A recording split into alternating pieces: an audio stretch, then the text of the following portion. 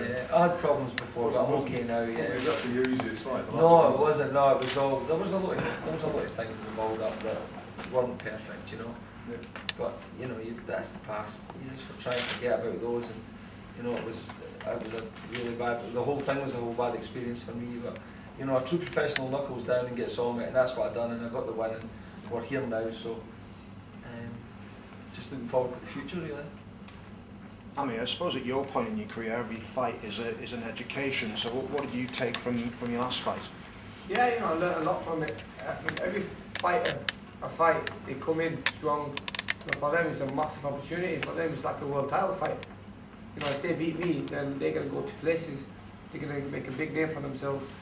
But you know, yeah, I did learn a lot in the last fight. You know, I need to do some inside work. Not get involved. You know, if I had used my boxing skills in the first round, I think I could have took him out in the very, very early rounds. But it's getting caught into things I shouldn't get caught into. But you know, it's a learning curve. You know, at least I know I've got the heart there. And you know, even though you get put down, you know, I'm not gone till I'm counted out. You know, I'm always going to be there in front of my opponent. They can knock me down 10 times in a round. You know, I'll still get up, and you know, I'm not going to give up.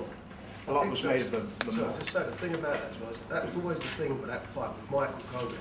As I mentioned earlier, you know that if you made world titles over 3 rounds, he would be a contender every time to fight over that period of time, because that's the type of fighter he is, and that's what he needed. He needed somebody in there who was going to jump on his ass from the beginning and make him think about it, and that's what he did. There was a point, Frank, where you got up and went over to Amir's corner. Was that kind of what you were saying there, that you need to extend this fight here?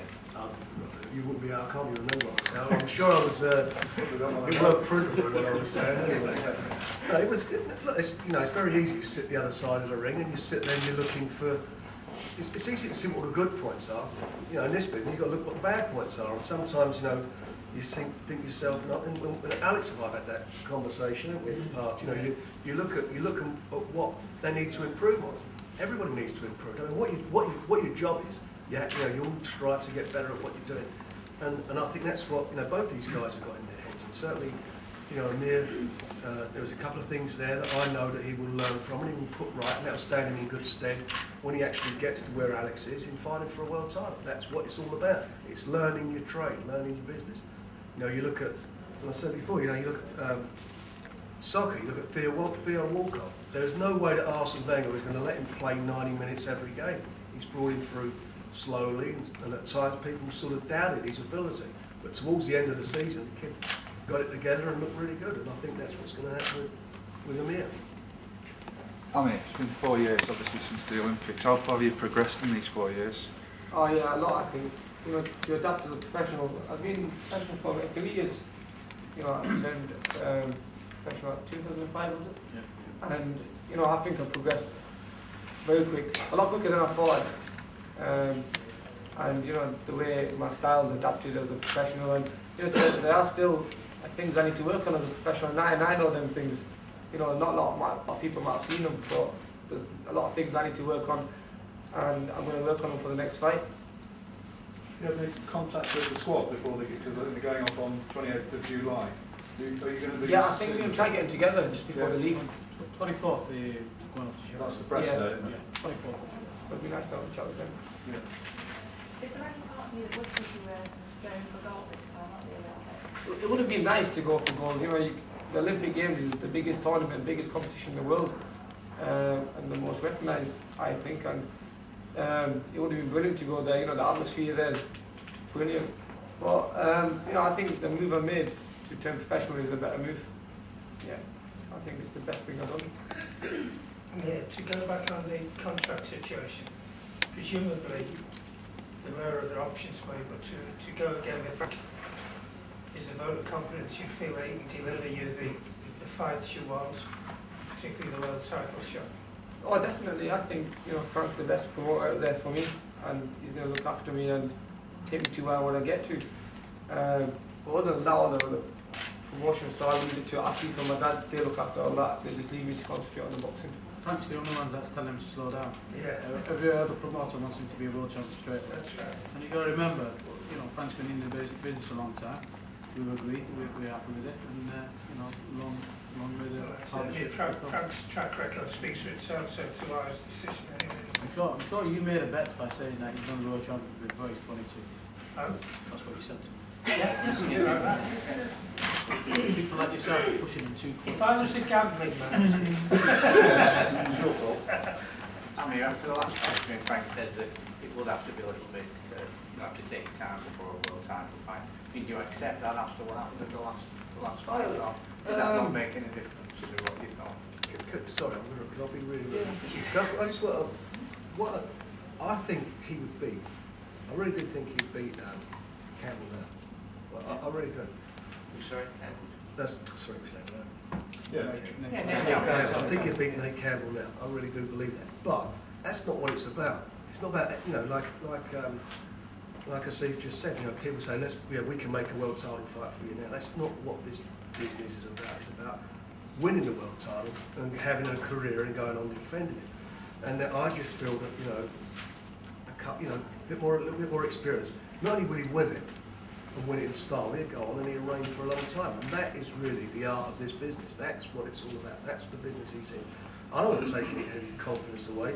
You know, I'm not saying he's not good enough to win a world title now. I'm saying he probably could do that, but get a bit more experience. So when you go in there, you're fully equipped. You can deal with any scenario, you know, any style that you're fighting, and you go on and defend it and hold the title for a long time. That's what it's all about. That's what boxing's about. You know, pissing contest always winds up the boxer suffers. You know, you get the guys, you know, my guy's better than yours and this one can do that. That's not what this is about. This is about somebody's career. It's about their livelihoods. You know, Alex, you know, all of them. Occasionally, you know, you may make a mistake, but at the end of the day, it's about the guidance and getting them there so that they have longevity in the sport. So you can answer that then. Do you agree with what he's just said?